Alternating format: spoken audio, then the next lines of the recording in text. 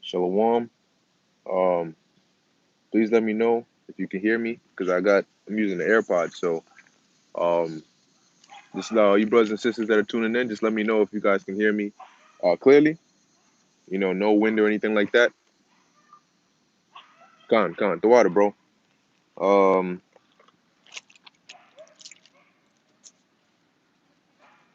okay.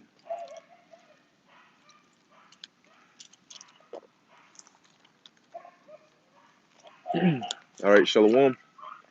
First and foremost, I want to give all praises, honor, and glory to Yahweh, Bahasham, Yahweh Shai, Bahasham, Rakah Kodash, double honors to the elders and the apostles of Great Millstone, and peace and blessings to the elect. I'm out here at this park, you know, needed a change of scenery, get that nature. But yeah, I wanted to go into this lesson dealing with the dragon. Okay, the dragon is coming, and we know very well by now who the dragon is. And the reason that I said or I titled it that is because of I saw a couple of articles earlier this morning, and especially over there in Australia, we know it's real draconian over there, but it's gotten to the point where now they're taking it to a whole nother level. Now they're saying that the government, all right, is gonna come out with this app, or they want to develop this app where basically at any random point they can request a photo, a picture of you, and you have to respond within 15 minutes. And basically, it's supposed to identify your location, where you at, so they can know if anybody's breaching any restrictions or anything of that sort. And if you don't respond in 15 minutes, then they're gonna basically come after you. They're gonna investigate you. Okay, so as we're seeing that over there in Australia, amongst many other things, at the end of the day, we're seeing how the whole world is ultimately still coming down and walking down this one path. All right, that's geared towards one major thing. Because what we're starting to see is and Slack, you're pardon the dog in the background. All right, but what we're starting to see is the road, okay, that's ultimately leading to the digital O, okay, the road that's leading to the digital O, which we know is orchestrated by this devil. Because when you look at it, the problem, okay, the problem that they're so-called bringing a solution to is affecting the whole world in the same way, and all of a sudden everybody's now coming to the same conclusion. Now, wasn't it these same people who said around the beginning of the year and last year, they said that there wouldn't be a passport. There wouldn't be any such thing as a green pass. There wouldn't be any such thing as mandatory things.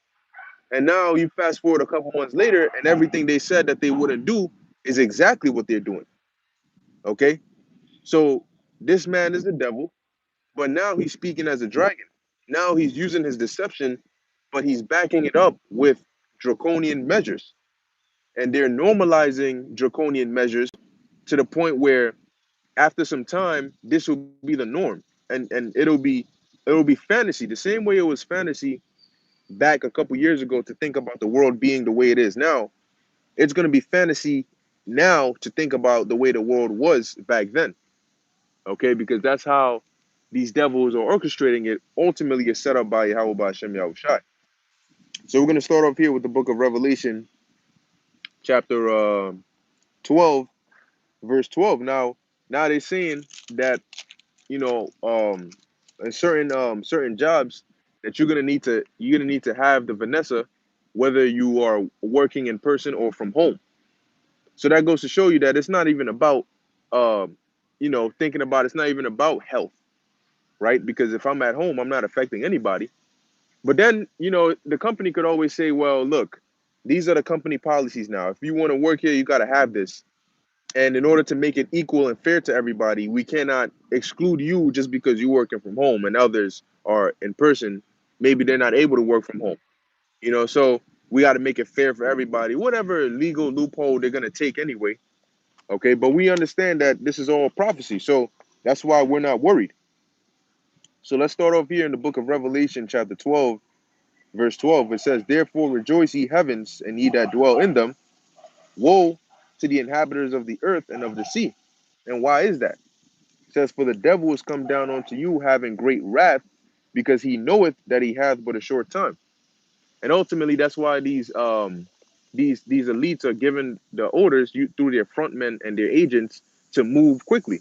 They're putting the pressure on these governments, and telling them to move quickly because yeah, these elites, they run pretty much everything for the most part. But when you actually go into the specifics of it, they don't have, you know, uh, for example, the minds of every single individual in the palm of their hand. They need to use coercion tactics and bribery and threats to make people do things. And shalom to all you tuning in. Okay, Yahweh Shem Shai Barakatham. But they need to use these front men, these agentors, and these threats to get things done. Although they still have the power to get them done.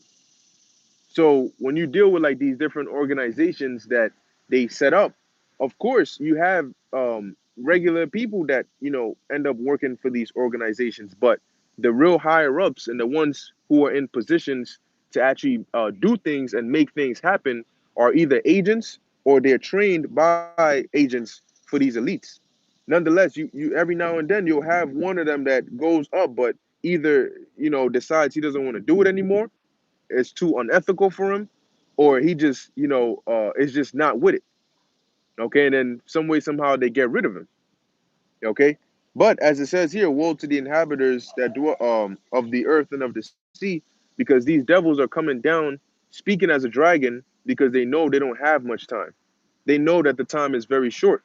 Each day that passes, more and more of the elect, okay, are getting this truth, are getting built up in this truth. All right. And more of just the average individual is starting to see, look, man, this ain't, what I'm saying, this ain't going on.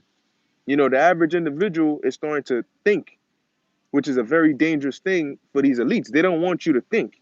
Being a thinker is a problem because when you think, you have questions. And when you ask too many questions, eventually the truth comes out. All right. And their world and their way, their path to their new world order is built on deception and the blindness of the people. Okay. So if the people start waking up, that's a big problem for them. All right. A problem that they cannot have. Now, let's go here to the book of Isaiah. And this is ultimately why these devils want to completely get rid of us, is because we are a main factor in people waking up. Because through the spirit and power of Yahweh Ba'Shem Yahushai, all right, we're out here proclaiming the truth to the whole world. Now, you got to understand that whether people hear this truth and fully agree or not, the information still goes into their heads. All right. And it gets to the point where we may tell them, yo, this is what they're up to. These are their plans. And they may say, well, I don't believe in Yahweh Ba'Shem Yahushai. But yet, the things that we tell them about what's really going on in the world is still going to stick into their heads. And at some point in their life, they might say, yo, you know what? Yeah, that does make sense. No, I'm not with it. And they may not be of the elect, but certain things that they may have heard from us, all right, sticks in their heads, and they might actually wake up to an extent off of that, not onto salvation, but enough to disrupt Esau's plans, all right, of world domination, or at least make it difficult for him to get to that point. Now we're at the point where it's gonna take more than just knowing, all right, in order to make it, because a lot of people know now, but the problem isn't in knowing. The problem is in resisting. Okay, and a lot of people are to the point where they say, "Look, I don't want to do this," but now saying I don't want to do this alone is not enough. You need to stand by it, and that's where they're getting people. So that's where they're saying, "Look, where deception fails, the dragon is going to pass. We're going to use draconian measures to get the part where deception fails." They still have the grip over certain people that are deceived, but those that are waking up, they're using the draconian measures to keep them in place still. All right. So they'll threaten you with your job, and they'll threaten you with mandates and restrictions in order to get you to comply, whether you're being deceived or whether you know what's going on, but you don't have the will to stand up. And that's why the scriptures say that the Lord is going to keep us in the hour of temptation, because It's not going to be of our own power. All right. Because if it was up to us, if it was of our own power, then people would be able to resist these things. But what you're starting to see is a lot of these people are giving in, okay, because they want their goodies, because they didn't learn not to give it their all in this society. There's a reason why there's a scripture that says, "Give me neither poverty nor riches." Okay, only give me what's sufficient for me. That's why the Lord talked about getting your daily bread. Because when you get too invested or too entangled in this world, even in the moment, you may think, well, it's not so bad. I'm able to, juggle both things. But there's going to come a point where you're going to need to completely detach. And we're at that point now where you need to completely detach from this world, but people cannot do that. Why can't they do that? Because they got entangled with the affairs of this world, knowing that they were supposed to be a soldier for Yahweh Ba'Shem Yahushai. And when you're a soldier and you're in war, you cannot be entangled in unnecessary affairs. So that's the problem with a lot of people that can't let go now, is because they got too entangled and they weren't preparing their escape route, so to speak. Okay, and by escape route, I mean Yahweh Ba'Shem Yahushai. So let's go to Isaiah 25 and 7. It says, and he will destroy, and who's the he? The Most High. Okay, he will destroy in this mountain the face of the covering cast over all people. Now, this mountain is referring to this government, all right, which really is going into the authority of Esau, his power, his power structure, which is through deception. But the Lord is destroying that, all right, with the spirit of his mouth and ultimately with the brightness of his coming. And that starts with his prophets. Okay. So a part of the covering that's cast over these people and the veil that is spread over all nations is these lies. All right, especially with the medical industry. Okay, the medical, the media, the finance, the banking, all of these things are used to manipulate and control, all right, how people see things, how people perceive things. All right. So, like I said, the dragon is coming, and the dragon has realized that, look, the deception isn't working. So now what is the dragon going to do? He's going to breathe that fire. Okay. But the Lord said he's going to bring the third part through the fire. Okay. So this dragon is going to breathe that fire, but only those that are acceptable, okay, are going to be able to make it through this furnace of adversity that's befalling us now. As we all know, we're in the month of September. All right, September mandates, the month of mandates. And you're starting to hear more and more mandates coming out of nowhere. Aside from the September 13th, aside from the 27th, there's others that are just coming up out and, oh, well, now we're saying this because this month, all right, going into the next few months, getting to the end of the year, is looking like they really want to. By the end of the year, they want to have certain laws in place, established. Okay, they want it to be straight, where you know where you stand. Okay, either the year ends in chaos with people rioting and hell breaking loose and fires and food shortages, to the point where they're justified in declaring martial law.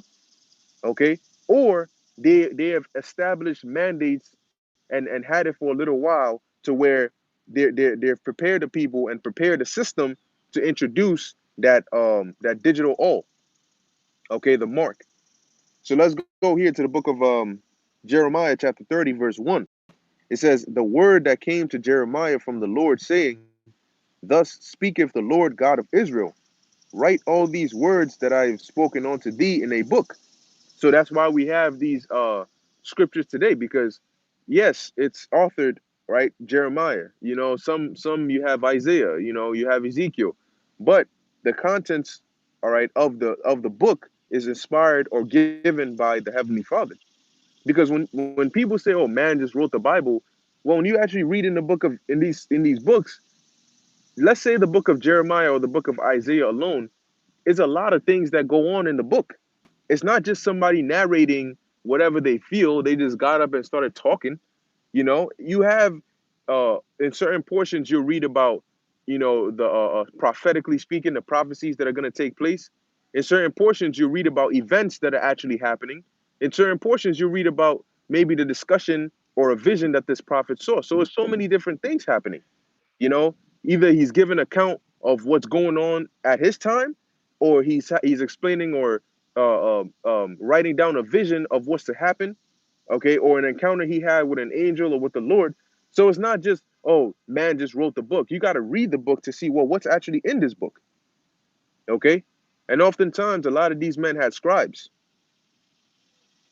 It says here, for lo, the days come, saith the Lord, that I will bring again the captivity of my people Israel and Judah. Now, when the scriptures say I will bring again the captivity, it doesn't mean that we're going to go into captivity again.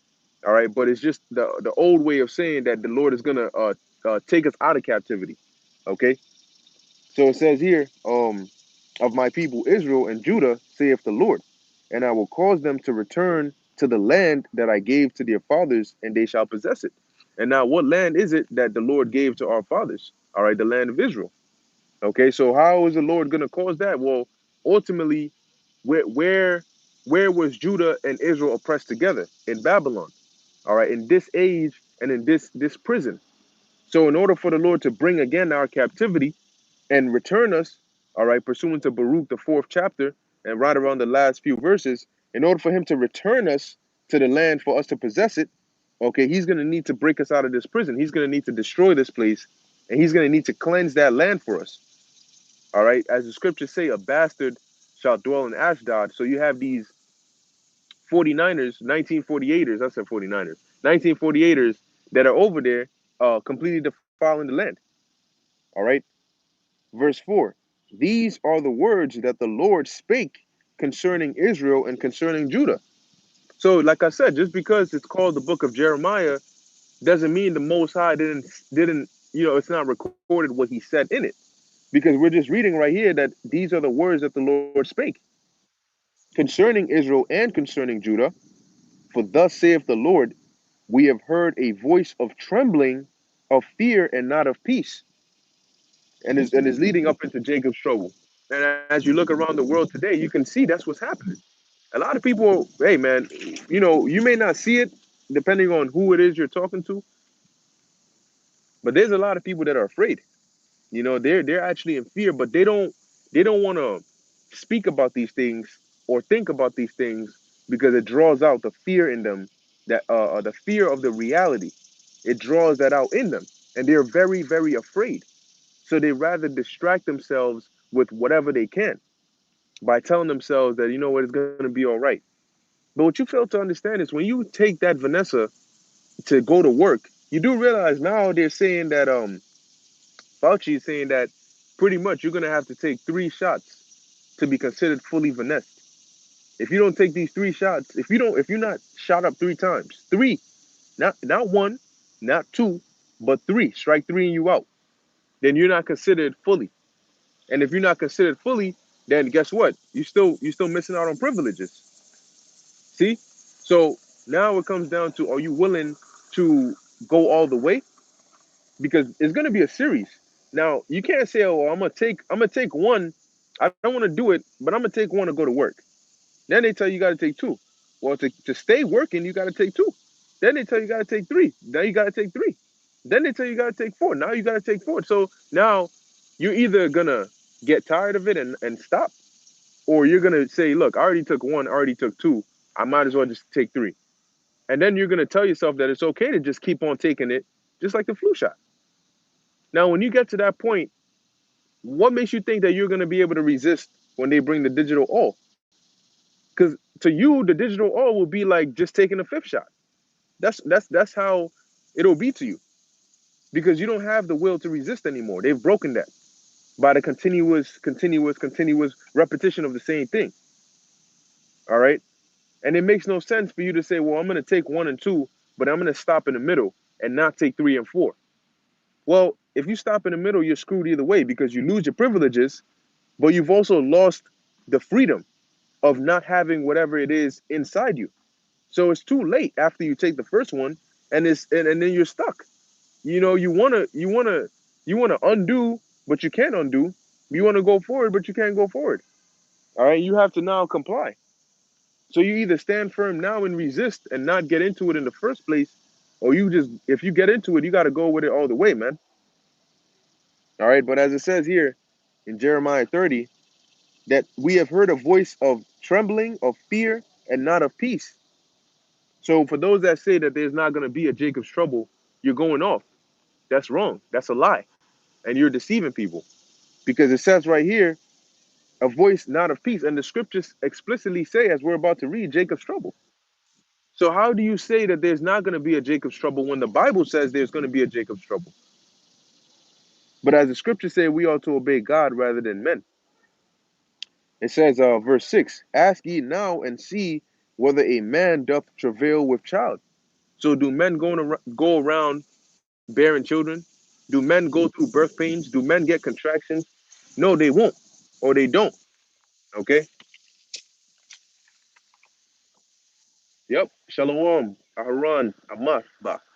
Won't be surprised if these devils say the sixth shot will be that. Yep, that number will play. Yeah, yeah. It wouldn't be a surprise.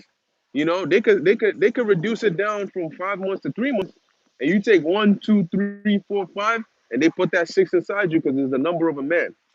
All right. So ultimately, we have to watch and see how they're gonna do it. But we're telling you these things before they happen because the Lord has given us the ability to see.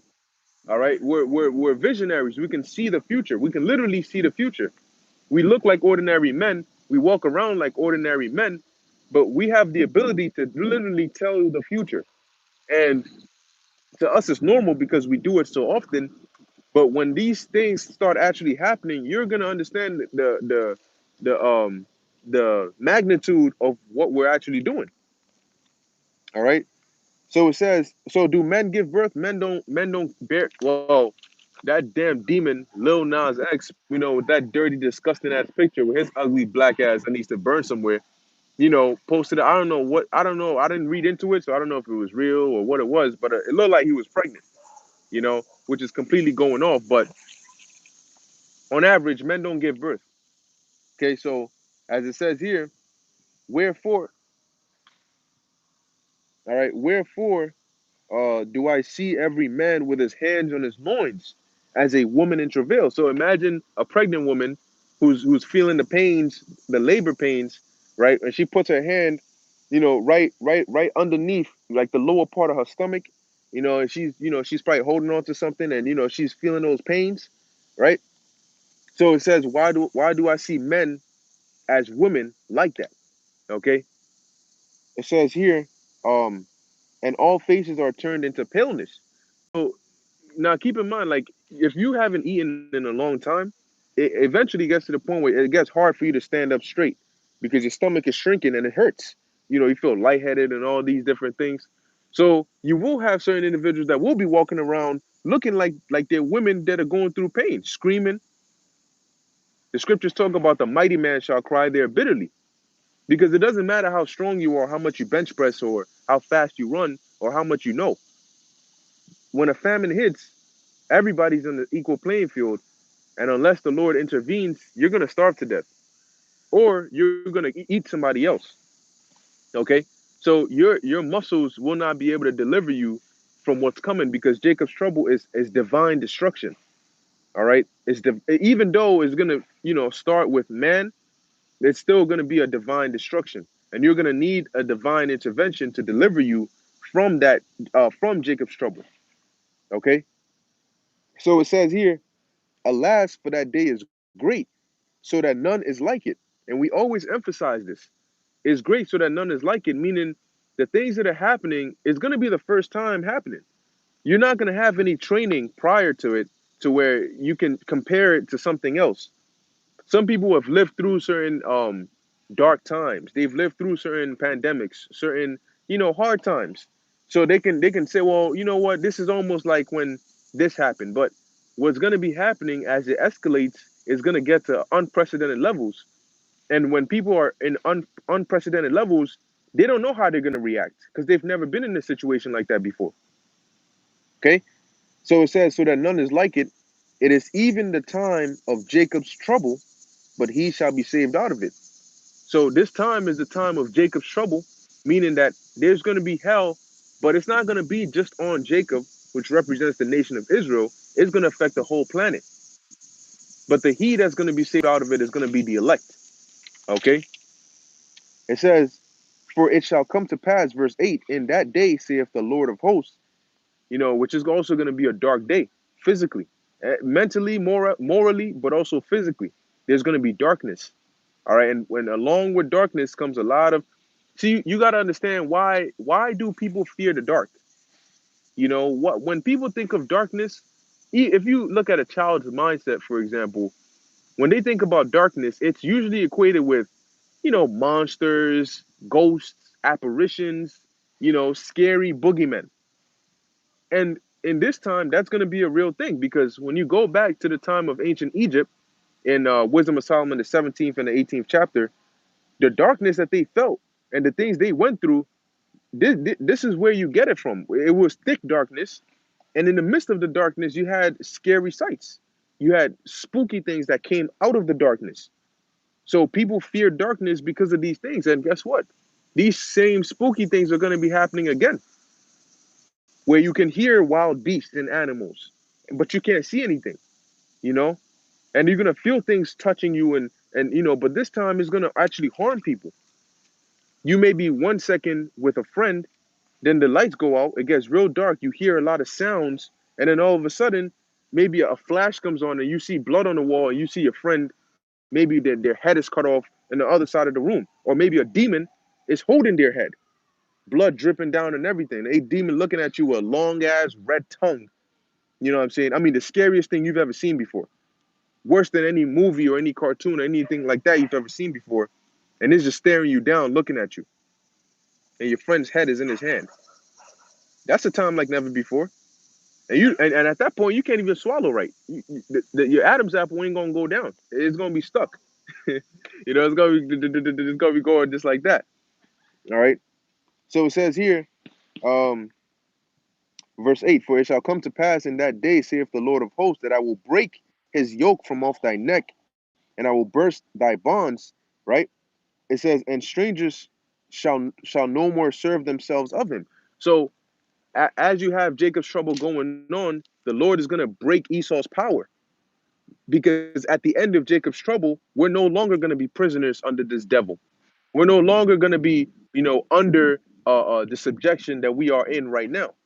So yes, Jacob's trouble is going to be brutal and bad, but it's going to be righteous because it's going to cleanse the wickedness and it's going to free us. Because if this is how we got to be freed, so be it. Because this devil is not going to go down quietly, and he's not going to let us escape quietly. So there needs to be a war. There needs to be violence. There needs to be chaos for us to break out of this prison. And the Lord said He's going to break these devils' yoke, all right, off of our necks. Okay, so it says here, verse 9, but they shall serve the Lord their God, and David their king, whom I will raise up unto them. Okay, and this is Jeremiah speaking.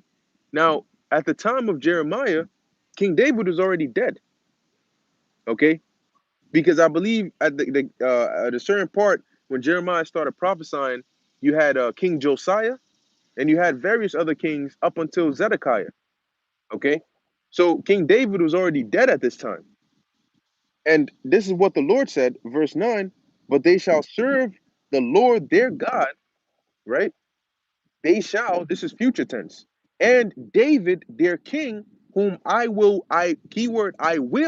raise up onto them. And when you look up the word raise up, it means to come on the scene, to empower, to. So the Lord say they're gonna serve the Lord, and they're gonna serve Yahweh Hashem Yahushua, and they're gonna serve David their king, whom the Lord is gonna raise onto them. Okay, so we know that that's written right there. So yes, David will sit on his throne after everything he's done. Why the hell would he not? Verse 10, and this is the order that Yahweh Hashem Yahushua said. So there's nothing you can do to change that. I mean, why would you want to change that? There's an order for everything. Follow the order. If the order says this is what it is, man, just be glad that at least you get to be on a chariot and you might be one of the elect, one of the governing body, of Yahweh Hashem Yahushua. Just be glad in that. Verse 10, therefore fear thou not, O my servant Jacob, saith the Lord, neither be dismayed, O Israel. For lo, I will save thee from afar, and thy seed from the land of their captivity. And the land of our captivity is mainly Babylon, but it's really even all these other parts, because the Lord just said here, thy seed, all right, I will save thee from afar, and thy seed from the land of their captivity. Okay, so we just read about the time of hell like never before, where the Lord said He's going to bring it, but then He goes on to say, "Don't fear, because I'm going to deliver you from afar." All right, the power of the Lord is unrivaled, it's unmatched, and He says He's going to show it on our behalf. The Lord is going to show off on our behalf to deliver us from these times. Okay, so there's nothing for us to fear. Yahweh Ba'ashem Yahushua is here. All right. Um. Okay, so it says here, um, and Jacob shall return and shall be in rest and be quiet, and none shall make him afraid. So though we're coming into a time of terrors and chaos like never before, very soon we're gonna come a time into it's gonna come a time where we're gonna be resting. We're gonna have joy. We're gonna have peace. Everything that you wanted to do here, you're gonna do much the righteousness of it, but you're gonna do it in the kingdom, and it's gonna be much better. Everything is gonna be better in the kingdom. Sleep, even sleeping, just putting your head down to sleep is gonna be much better in the kingdom. So why not wait and do it there? You know, there's no rush. The kingdom is gonna come. It's gonna come. No matter what you do, it's gonna. If you decide to go lay on a park bench for however long, the kingdom is still gonna come. So there's no rush. It's coming for us. There's no time limit on the kingdom. We don't get to rule for 5 centuries and then somebody else. No, it's going to be forever. So I mean, hey, we know we're eager for it to come, but we can hold off the desires of this world and so that we can have a better life in the kingdom. All right, it's going to be a beautiful thing, man. To even just look at clear skies is a nice thing. To feel the cool breeze and just enjoy nature is a beautiful thing. But we're living in the world in its defiled state. So how much more for the world in its glorified state? Verse 11, for I am with thee, saith the Lord, to save thee. That's what the Lord said. I am with thee to save thee. I'm with you. The Lord said He's with us. He got angels. There's angels here right now, even though we can't see them. Probably some big, tall angels with some technological, spiritual armor we've never seen before, but they there. Because the Lord said they there, so they there. And the Lord said, "What? I am with you to save you. I'm bringing the hell, but I'm with you to save you." So as they bring these draconian mandates, we're pretty much invincible, regardless of what they do. It's not going to touch us because the Lord said so.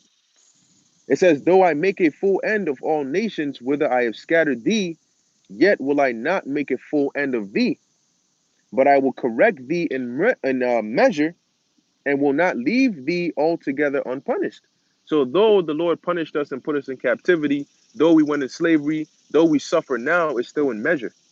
Because when you read in Revelation 12, it talks about us being fed, all right, in the face of the serpent a certain amount of days. So though we're in captivity, though we're under this devil, the Lord still has a way to sustain us. Jake still gets these unemployment. You still get these benefits, these government assistance programs. Even though it's from the devil, you're still getting something to where you're able to sustain yourself. All right. Um, Verse 12, because the Lord could have just completely done away with all of us. The Lord could have kept us in slavery up until Yahushua's return. But he decided not to have that storyline go on that way. Verse 12, for thus saith the Lord, and when I say slavery, I mean hardcore chains and shackles on you, back, not that kind of slavery, because we're still slaves now. For thus saith the Lord, thy bruise is incurable, and thy wound is grievous. There is none to plead thy cause, that thou mayest be bound up. Thou hast no healing medicines. And when you look at Jake, pursuant to Isaiah, the second chapter, it tells you the whole head is sick. All right. Our people are so, when you look at them, you wonder, how are you going to go from this back to Yasharallah? Because that wound, it's like looking at a wound and you wonder, is it even possible to even do anything to this, to heal it, to begin to cure it? Is that even possible? So you wonder, well, how are you possibly going to heal our people and take them from this destroyed state to, the kings and princesses and princes that we are to be? It says, all thy lovers have forgotten thee. They seek thee not, for I have wounded thee with the wound of an enemy. Why? Because Jake left Yahweh Ba'ashem Yahushai for these idols and these other nations and their gods, all right, their lovers. But you come to find out that when the Lord started jacking you up, they weren't there. They were nowhere to be found. As a matter of fact, the Lord used them to jack you up. You ever wonder how is it that you serve the God of these nations, and these nations are the same nations that put you in captivity? Does that make sense? You're serving a God of a nation that has you in slavery. How does that work again? If their God is permitting them to have you in slavery, why the hell are you serving their God? You think about it. Think about it, Jake. Although their gods are no gods, but thinking about it in that concept, you got the Greek gods. You got Jake serving Greek gods when the Greek gods had allowed the Greeks to rule over you. The Greeks served their God, right? Your oppressors serve a God, but you're serving the same God your oppressors serve. These nations are gonna have to do it, righteously so, because they're not gonna have an option. But Jake had an option. That's the thing.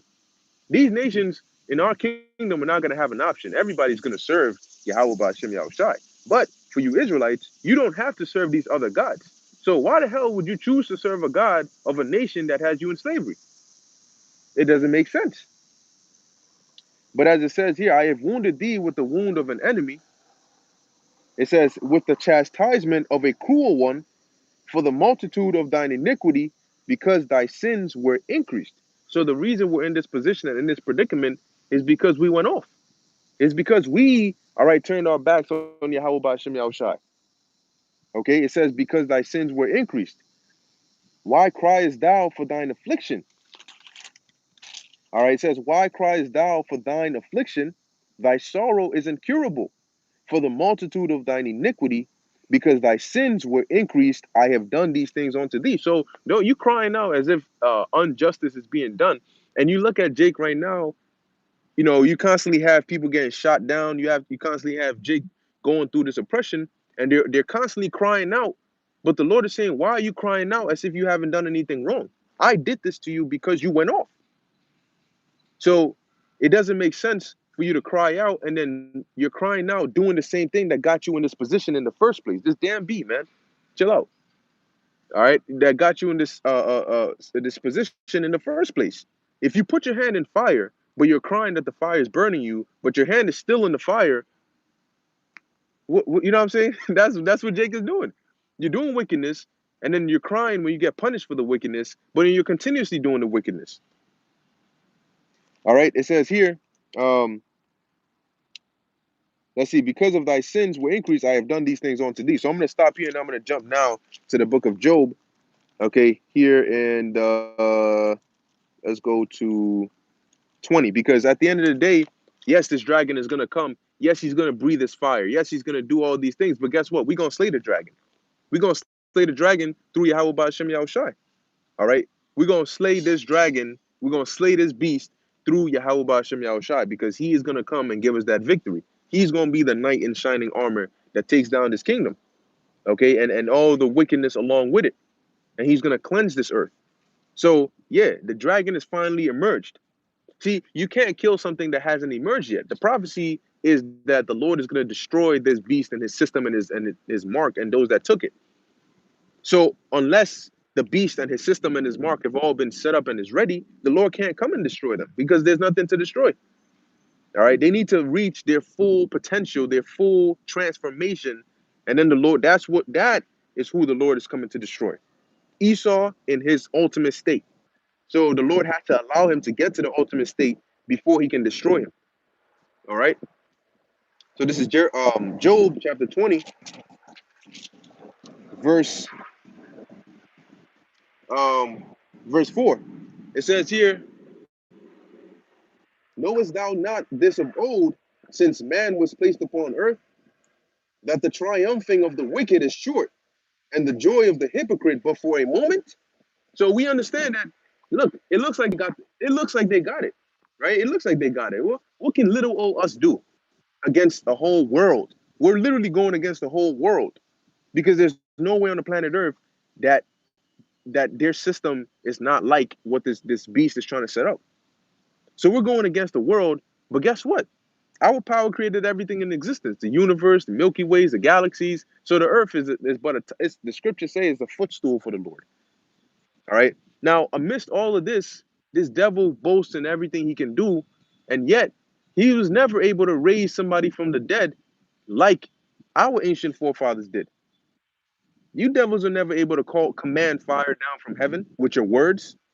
You gotta go through all the science and technology and create this and put this together and press a button when our forefathers were able to do it with using words, to actually call down fire from heaven, to command spirits, to calm down the ocean. Can you do that to disappear and reappear? You can't do that, but we can. So we have power. All right, we have latent capabilities. We have potential energy, which is going to become kinetic energy. All right, the Lord is going to unleash that energy out of us because in our spirit is a strong, strong power that's just lying dormant for now. Okay, and each day as we get closer and more locked into the spirit, that power seeps out more and more. And that's why there's times when you feel that excitement, you feel that feeling within you where you feel power, but it's just locked up. You can't exercise that power, but you feel it in your spirit. There's certain videos you listen to, or certain thoughts you have, or certain scriptures you read that it's like it knocks at that door, and you feel, you get that jump in your spirit, but yet your flesh, you can't do anything right now. But you know that you feel that energy, you feel that spirit. It's because it's within you. But the Lord has a seal on it right now via these chains of darkness. Okay, but very soon He's gonna break that. All right, and He's gonna unleash us, and He's gonna give us a body that's gonna be capable of handling the fullness of our spirit. All right, because if these bodies cannot handle the fullness of our spirit, that's why the Lord has to turn down our vibration. He has to turn down our spirit. Because if he was to allow it to go full force, the body cannot handle it. All right. Because the spirit is intense, man. It's very, very intense. Verse 6, it says, though though his excellency mount up to the heavens, and his head reach onto the clouds, yet he shall perish forever like his own dung. They which have seen him shall say, where is he? He shall fly away as a dream and shall not be found. Yea, he shall be chased away as a vision of the night. Yeah, because there's going to come a time when these devils that you see walking around, you're not going to see them anymore. These devils that you see in power, they're not going to be in power anymore. And we're going to witness them fall down, as Yahushua said, as lightning. We're going to see these devils fall from their power and come to a lower state. And we're seeing them losing their grip, even though they're trying hard to hold on to it, but they're losing their grip. And very soon, we're going to see them in slavery. We're going to see them in chains. We're going to see them in shackles. All right. And we're going to have power over them. And then very soon, we're not going to see them at all. All right. Now, whatever's going to happen to their spirit, we're going to find out. But in terms of Edomites on the planet Earth, they will not exist anymore because that's what the scriptures say. All right. So as it says, they that see him, right? They that see him, or they which have seen him, shall say, where is he? He shall fly away as a dream and shall not be found. Yea, he shall be chased away as a vision of the night. So Esau is only going to exist when he's talked about. All right. And he's just going to be known as the people who the Lord had an indignation against forever.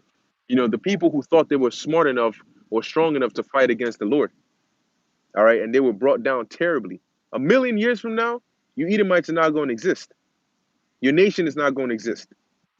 Isn't that a scary thing to think about? That your nation is not going to exist anymore? That you're going to be burnt up? Okay, even I could say 10,000 years from now, you're not going to exist. So your time is very limited, but we're going to exist forever. All right, we're going to be supernatural beings. So whatever you got right now, you can kill us, but what is death? When you think about the state we're going to be in, what's really death? Death is what? Just going to the spirit world and coming back. So what? Coming back, and nothing is going to be able to stop us then. So, do whatever you want. You can win these little battles, but the war's already won. Whatever you do, the arsenal and everything you amount, it's not gonna do anything, because the war itself, where you're gonna use these things, we already won it. You never stood a chance. And the sad part is you've been deceived to think that you stand a chance, because you don't know the full power of us. You don't. This devil, he's deceived because he doesn't know the true power that Yahweh Ba'ashem Yahushua has given to us. So he underestimates us. He backs us into a corner. He pushes us and pushes us and pushes us. But Yahweh Ba'ashem Yahushua says, touch not mine anointed and do my prophets no harm. And he says, when you're going to come in like a flood because you think you got it down, a standard is going to be lifted against you. And that standard is going to be so great that the whole world is going to fear, man. The same way the Lord lifted up a standard against the Egyptians, he's going to lift up an even greater standard this time that shall be spoken of for all eternity. All right. Um, verse verse 9, it says, the eye also which saw him shall see him no more, neither shall his place any more behold him. All right. So the time is coming, man, when you devils are going to be completely done. So do whatever it is you do now, because we know that the last phase in prophecy is an Orwellian nightmare. That's the setting. You know, the scene is transitioned, and the setting right now is an Orwellian nightmare. Okay, it's a police state. It's martial law. It's chaos. It's famines. It's sufferings. It's advanced technology on one end used for wickedness. That's the last. That's what the earth is gonna look like before it gets destroyed, or before this man goes down. So don't try to run away from it, because according to prophecy, yes, the earth has to get to that point where it looks like that. You know, it has to get to that point where freedom is no more the way it used to be. Okay, but just know that as it hits its zenith, as it hits its epic, it hits its climax. That's when it's going to be brought down, as the scriptures say. Thence shall thou be brought down. Okay, you're going to be brought down to the bottom of the bottom, to the grave. As a matter of fact, let me close it out with this. Um, let's go to the book of Jeremiah. So we got nothing to fear, man. The scriptures are on our side. Prophecy is on our side. Yahweh Ba'ashem Yahushua is on our side. We will prophesy, we will tell you about the things to come and the draconian measures, but that's not to put fear in you, okay? Because even in death, we have hope. Salvation cannot come without destruction, and the standard cannot be lifted without the flood. So be excited when you hear about the flood, all right? Because we know that even time is on our side. And no matter what happens, it's all going to turn good for those that are of the Lord's elect, and ultimately for the nation of Israel. So this is Isaiah chapter 14. Let's go to verse. It's like I'm in the wrong book. Um, I'm just gonna hit a couple of verses in here, and then Lord willing, wrap it up. And I mean, ultimately, man, this is also exciting, because you think about it and you're like, well, damn, I remember a time when none of these things were happening, you know. And I mean, you know, there was a time when everything was normal. You know, when there was a time, 2016, 2017, you know, where people were walking around, and it seemed like everything we were saying, like, how would it happen? You know, so every little news that came out, we were on it like hawks, because we were looking to say, okay, is this it? Is this it? But we understand that it's a process. It's not going to be just one event that changes everything. And even if it is, that event is going to be a process, a transition process. This thing is a transition process. All right. But now it's exciting, because we are the ones who have the one up on everybody.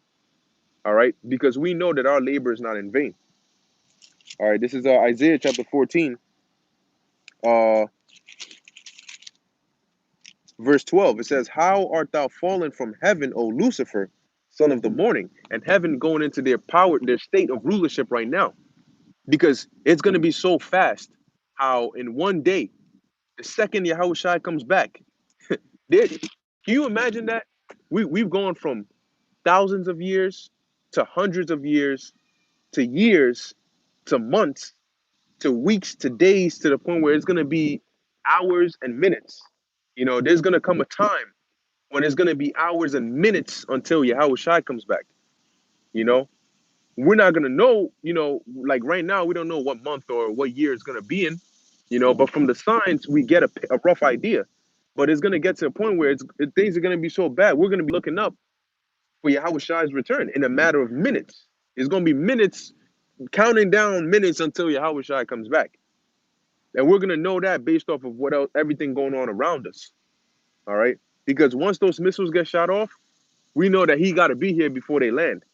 All right. Before they hit the elect, I should say. The elect that are in America and in certain parts that are going to be delivered. So we're very close, man.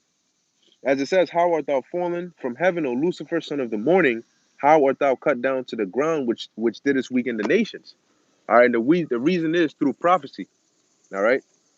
It says, "For thou hast said in thine heart, I will ascend into heaven. I will exalt my throne above the stars of God.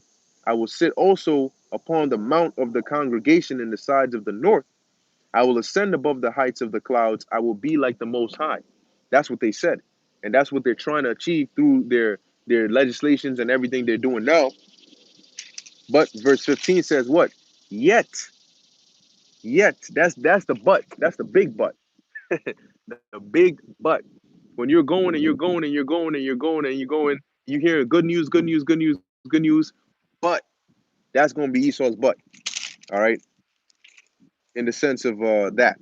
Okay. So it says here, yet thou shalt be brought down to hell to the sides of the pit. So the way they're saying that they're going to be like the Most High is by issuing forth these commands and these laws and these systems they're setting up, and they're moving so fast. Yet here's the pitchfork. Here's the stop in their path. Yet you're going to be brought down. It's not going to work. You know. Hey, you're gonna be able to do this. You're gonna be able to do that. You're gonna have the power to do this. You're gonna control these people. You're gonna start your system. You're gonna have the technology. You're gonna have all of that, but you're not going to succeed. It's all going to fail right when you're about to institute it. It's all going to fail. That's pretty much what the scriptures say.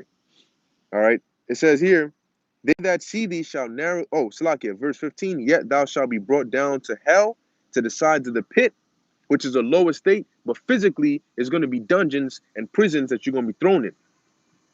Verse 16. They that see thee shall narrowly look upon thee and consider thee, saying, is this the man that made the earth to tremble, that didst shake kingdoms? Because that's how low you're going to be brought. The same way they look at us now and say, are these, how, what? King David came from your line? The Messiah came from your line? You guys are the people of the Bible? You guys are God's chosen people? The same way people look at us like that? Because at one point we were great. That's how they're going to look at Esau, right? It says here, that didst make the world as a wilderness and destroyed the cities thereof, that opened not the house of his prisoners. All the kings of the nations, even all of them, lie in glory, every one in his own house. But thou art cast out of thy grave like an abominable branch, and as the raiment of those that are slain, thrust through with a sword, that go down to the stones of the pit, as a carcass trodden underfoot. So you're going to be so low, you're going to be likened unto a dead body. All right. Because you devil's reign is over. Your reign of terror is over, man. All right. So this is your last go around, and we know you're gonna come with everything you got, but you're not gonna touch the Lord's elect. Okay, because that's what the Lord said, and that's how your story ends, and that's how our story begins. All right. So with that, I'm gonna end it here. Lord willing, this was edifying to the elect. Stay strong, stay in the spirit. We know that these mandates are gonna come and they're gonna get hard, and there's gonna be moments where you're gonna go through temptation, but remain strong, man, and trust in Yahweh Ba'Shem Yahushai. All right, so with that, I want to give all praises, honor, and glory to Yahweh, Bahasham, Yahushai, Bahasham, Rakak Wadash.